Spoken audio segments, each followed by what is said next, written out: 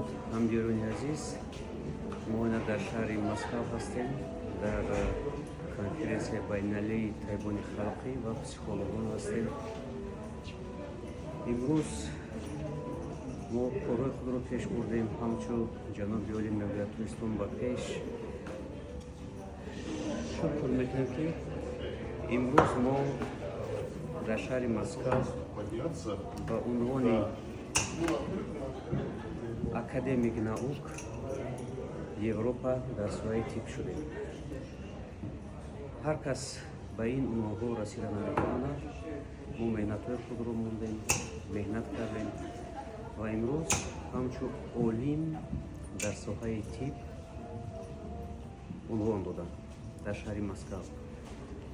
ما منتظرم از خلق خودم، از خلق تاجیکستان.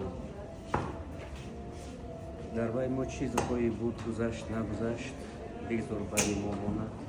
ما خلق خود را دوست می‌داریم، خلق تاجیک و آریایی خود را دوست می‌داریم و منتظرم از خلق خودم که به من یاردم رسوندند. منتظرم از همرقیبانم. اگر همرقیب نباشد آدم به پیش رفتن نمی‌تواند. باید همرقیب همه وقت باشد. رحمت به همرقیبان که ما رو دستگیری کردند، همچون میگن که همرقیبی کردند و ما به پیش رفتیم.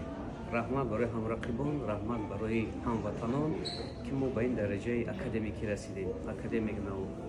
و منتظرم از پیشوای ملتمون، پرزیدنت جمهوری تاجیکستان امامعلی رحمان، بسیار منتظر هستم که به ما روحاً قوت می‌دهد. تاجیکستان به پیش روحاً قوت می‌دهد. ما پیش می‌رویم. هر یک تاجیک به پیش باید رود.